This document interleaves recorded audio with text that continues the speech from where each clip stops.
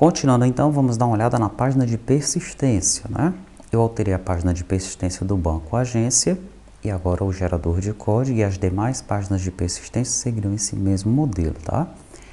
A página de persistência, como você bem sabe, é esta aqui. Eu vou clicar em alterar, é essa página aqui, tá? Tem duas maneiras de nós chegarmos nela. Uma é clicando no registro para alterar, como eu fiz agora, e a outra é clicando no botão de inserir lá no começo. Ele vem direto para a página de persistência, né, onde nós estamos inserindo um novo registro, tá? Então, a lógica utilizada aqui é bem parecida com a página de detalhe, tá bom? Nós temos também as colunas, aí temos que dividir as colunas direitinho e tudo mais, né? Temos um atalho para um botão, que neste caso é o botão salvar, tá? Em alguns momentos nós vamos ter outros botões nessa página aqui de persistência, dependendo da janela que nós estamos construindo. Aí nesse ponto nós vamos construir outros atalhos de acordo com a demanda, tá bom? Mas os atalhos padrões, né, os botões padrões são esses 6 que nós estamos utilizando no momento. Ok, então aqui na página de persistência, nós temos aqui um stateful widget, tá? Temos aqui uma classe para controlar o estado. Essas variáveis que aqui estão nós já conhecemos, né? É uma chave para o scaffold, uma chave para o formulário. Então nós temos aqui um auto-validate, temos um form foi alterado e temos o banco agência provider, isso que a gente já estava utilizando. O que é que tem de novidade aqui? Shortcut map, action map. Novidade para essa página, mas que nós já vimos também na detalhe page, na lista page, não é isso? No init state, o que é que eu faço? Pego o gutter size, lá em constantes, o que é o gutter size mesmo? É esse espaçozinho aqui entre as colunas, ó. Na página de detalhe não dá para perceber bem esse espaço, né? Porque não existe nada aqui em volta do conteúdo. Mas na página de persistência nós conseguimos perceber bem esse espaço entre as colunas, tá bom? Então o gutter size está definido lá em constantes. Você pode alterar se você quiser. Shortcut map, nós pegamos os atalhos da persist page, que é apenas um, é o F12, ou Ctrl F12, caso estejamos trabalhando com o navegador. E esse atalho serve para salvar, tá? Perfeito. O Action Map, eu tenho aqui o tratar ações atalho, que é a função que está aqui embaixo. Ela lida apenas com o intent salvar, que chama o método salvar, tá? Perfeito. Então aqui no build, eu instancio o banco agência provider.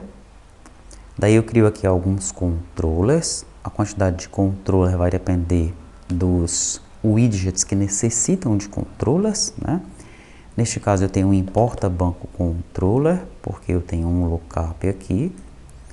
Tenho um telefone controller, porque eu preciso de uma máscara aqui no telefone, tá? Já vi isso daí anteriormente. Aí o que é que eu retorno? Anteriormente eu retornava um scaffold. Agora eu retorno o Foxable Action Detector e como filho dele um foco, tá? Mesma coisa que eu fiz na lista page e na detalhe page. Aí os filhos deles, os filhos do Fox, no caso, é o scaffold, que é o que eu já utilizava anteriormente, tá bom? Daí eu venho aqui com uma app bar. Essa app bar, ela tem um título e tem as ações. E quais são as ações? Aquele mesmo método que a gente utilizou nos outros dois, nós vamos utilizar aqui, ó, para construir os nossos botões, tá? Vou pressionar o F12 nele. Get botões app bar. Se a tela for pequena, ele retorna o botão tela pequena para salvar. Se a tela for grande, ele retorna o botão de tela grande para salvar. Tá? Mesma coisa que a gente já viu anteriormente. Retornando aqui então. Depois que eu pego os botões, eu tenho uma safe area. O filho dela é um formulário. Esse resto aqui é igual ao que a gente já tinha, tá bom? O que vai mudar é quando eu chegar na Single Child Screw View. O filho dela agora é um Bootstrap Container. Bootstrap Container Fluid True, azul. E o filho desse Bootstrap Container é outro Bootstrap Container com o Fluid False e a cor branca. Então a gente tem um Bootstrap Container fora azul, Bootstrap Container dentro branco. Tá? Muito bem. E agora eu começo a trabalhar com as minhas linhas e colunas, né? Então, o filho desse Bootstrap Container vai ser um conjunto de linhas. Então, eu começo aqui como primeira linha. Essa primeira linha tem uma coluna.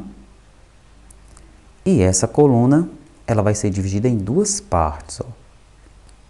Ela recebe uma row e essa row ela vai ser dividida em dois pedaços. Porque eu preciso... na verdade, essa row... É isso mesmo, ela é dividida em dois pedaços porque eu preciso aqui de dois itens nessa row, tá? Que é esse widget e esse botão para eu importar o banco, tá? Mesma coisa que a gente já tinha feito anteriormente, não alterei nada aqui, só coloquei isso dentro da Bootstrap Call, tá? A minha segunda linha, então, estou utilizando os dividers aqui, tá? Os divisores. Eu coloco então um divisor e venho com outra Bootstrap Row. Essa Bootstrap Row, ela também tem uma coluna, que vai ocupar todo o espaço. E dentro dela eu tenho um Text Form Field, que é o que recebe o nome. Daí venho com outro divisor. Depois desse divisor eu coloco outra linha. Essa linha agora tem dois itens, ó.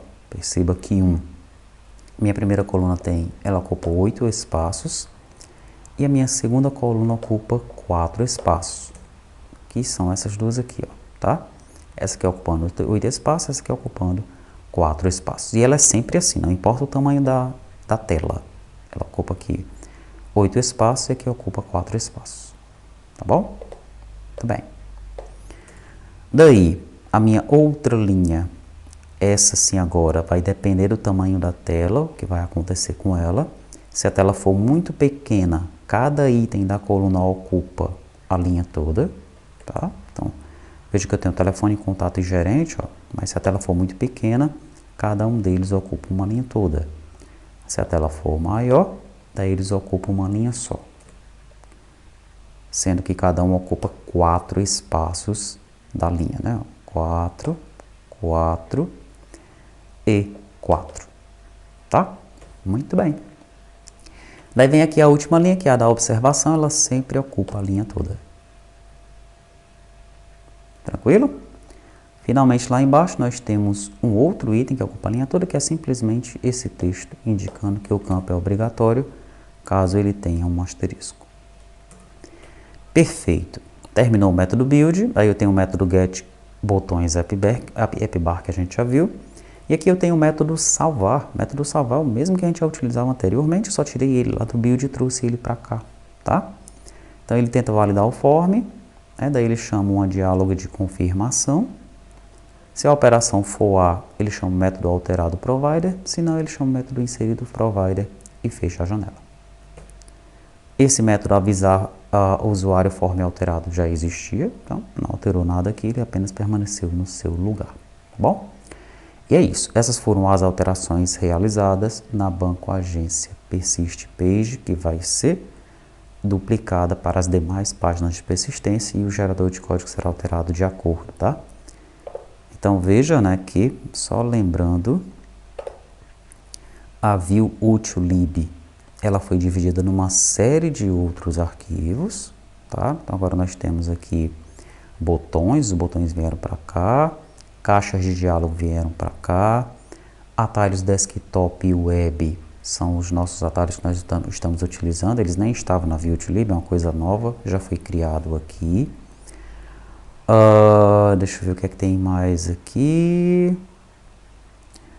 Widgets das abas, as páginas de aba, tem um monte de código, né, que estava dentro de view util.lib, nós trouxemos para cá. Widgets do caixa, né, que vai ser utilizado na NFCE, SAT, tal, tem alguns widgets específicos para o caixa, eu coloquei aqui. Widgets das páginas de detalhe, eu coloquei aqui. E widgets da página de persistência, eu coloquei aqui, tá? Get Input Decoration Persist Page, Get Drop Down Button, pronto, são esses dois, eles estão agora dentro deste arquivo aqui, tá bom? Muito bem. Então é isso, tá? Você agora deve dar uma estudada nessas alterações, na lista, na detalhe e na persist. O foco principal do seu estudo agora é esse esquema dos atalhos e o esquema